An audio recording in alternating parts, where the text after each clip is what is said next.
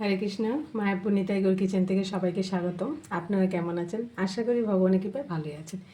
আজকে আমি আরেকটা নতুন ভিডিও নিয়ে চলে এসেছি। এখানে নিয়েছি এই যে চাল কুমড়া। এই চাল কুমড়া দিয়ে আমি আমি চাল কুমড়াটা ভালোভাবে পরিষ্কার করে খোসা ছাড়িয়ে এটাকে কুড়িয়ে নিচ্ছি। এই যে চাল কুমড়ার খোসাটা ছাড়িয়ে নিয়েছি। আর এখানে আমি বুকটা না ফেলে দিয়েছি, এটা কারণ এটা একটু টক ভাব থাকে, তো তার জন্য ফেলে দিয়েছি। এবার আমি ভালোভাবে কুড়িয়ে নেব। আর চাল কুমড়োটা নিতে হবে কচি।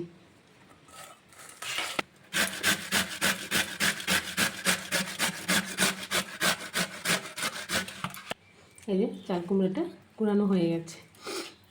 এখন আমি এখানে 2 চামচ সুজি নিচ্ছি।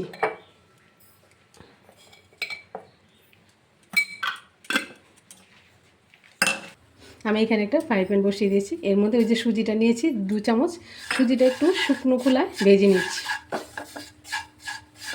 দেখুন সুজিটা ভাজা হয়ে গেছে, একদম লাল লাল করে ভেজে নিয়েছি। এখন আমি নামিয়ে দিচ্ছি। এই যে আমি এখানে একটু জল দিয়ে দিয়েছি। জলটা গরম হলে এখানে আমি এই যে চাল কুমড়োটা কুড়িয়ে নিয়েছি, ভালো করে জলটা চিপে একটু ভাপিয়ে নেব। জাস্ট একটু ফুটিয়ে নিলে কী হবে, এই যে চাল কুমড়ো যে একটা টক ভাব থাকে, এটা চলে যাবে। এই দেখুন এই যে জলটা ফুটে গেছে। এখন এটা আমি নামিয়ে দিচ্ছি। জাস্ট একটু ফুটিয়ে নিলেই মানে টক ভাবটা চলে যাবে। এই দেখুন একটা নেটের ঝুড়িতে নিয়ে আমি ভালোভাবে জল দিয়ে একদম পরিষ্কার করে ধুয়ে নিচ্ছি। একদম কোনো টক ভাবটাই থাকবে না। এখন এই যে ধুয়ে আমি জলটাকে ভালোভাবে একদম ঝরিয়ে নিয়েছি। আর এখন আবারও কড়াই বসিয়ে দিলাম। আর এখানে দিয়ে দিচ্ছি 2 চামচ ঘি।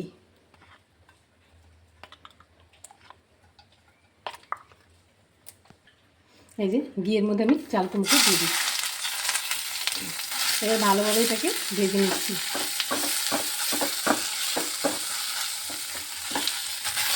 দেখুন ভালোভাবে ভেজে নিচ্ছি।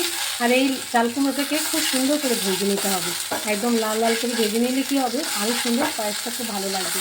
আপনারা তো সবাই অনেকেই লাউয়ের পায়েস খেয়েছেন, একবার এরকম চাল কুমড়োর পায়েস খেয়ে দেখবেন, খুব ভালো লাগে এই চাল কুমড়োর পায়েসটা। আমি আরও কিছুক্ষণ ভেজে নিচ্ছি। এই চাল কুমড়োটা ভাজা হয়ে গেছে। এখন আমি এখানে দুধ নিয়েছি। দেখুন দুধ আমি এখানে 1 কিলোর উপরে দুধ নিয়ে আমি দুধটাকে ঘন করে রেখেছি, একদম ক্ষীরের মতো করে রেখেছি। দেখতে পাচ্ছেন একদম সবটা লাল হয়ে গেছে। এখন এর মধ্যে আমি দিয়ে দিচ্ছি।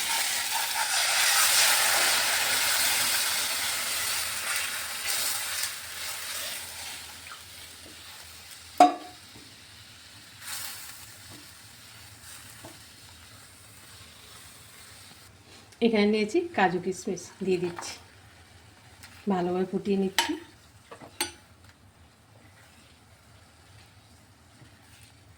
এই যে এখানে আমি সুজিটা ভেজে নিয়েছিলাম, সুজিটা দিয়ে দিচ্ছি। দিয়ে ভালোভাবে মিশিয়ে নিচ্ছি। আর নাড়তে থাকতে হবে যাতে করে না জড়িয়ে যায়, লেগে যায়। সুজিটা দিয়ে ভালোভাবে নেড়ে চেড়ে ফুটিয়ে নিচ্ছি। এখানে আমি স্বাদ মতো চিনি দিয়ে দিচ্ছি। মিষ্টিটা আপনারা পছন্দ মতো দিতে পারেন, যার যেরকম পছন্দ। ভালোভাবে আর কিছুক্ষণ ফুটিয়ে নিচ্ছি।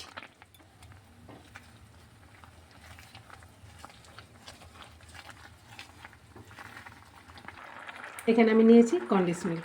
এখানে আমি 1 চামচের মতো কনডেন্স মিল্কও দিয়ে দিচ্ছি। কনডেন্স মিল্ক দিলে কী হয়, টেস্টটা একটু বেড়ে যাবে।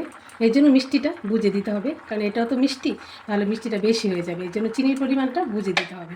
ভালোভাবে মিশিয়ে নিচ্ছি আর ফুটিয়ে নিচ্ছি।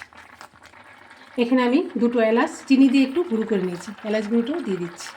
ভালোভাবে আরও কিছুক্ষণ একটু ফুটিয়ে নিচ্ছি। যত সুন্দর ফুটবে, আর যেহেতু দুধটা ক্ষীর করা আছে, এর জন্য বেশিক্ষণ ফোটাতে হবে না। আর একটু কিছুক্ষণ ফুটিয়ে আমি নামিয়ে দেবো। দেখুন চাল কুমড়া পায়েসটা কত সুন্দর ভালো লাগে এরকমভাবে। নামানোর আগে আরেক চামচ ঘি দিয়ে দিলাম। ঘিটা দিয়ে আর কিছুক্ষণ একটু ফুটিয়ে নিলাম। এই যে নেড়ে চেড়ে এই যে মাখা মাখা হয়ে যাচ্ছে আস্তে আস্তে। এই যে হয়ে গেছে দেখুন। এই যে ঘনত্বটাও ঠিক এরকম, ঠান্ডা হলে আর একটু হবে। এখন আমি নামিয়ে দিচ্ছি। এই যে রেডি হয়ে গেল চাল কুমড়ো পায়েস।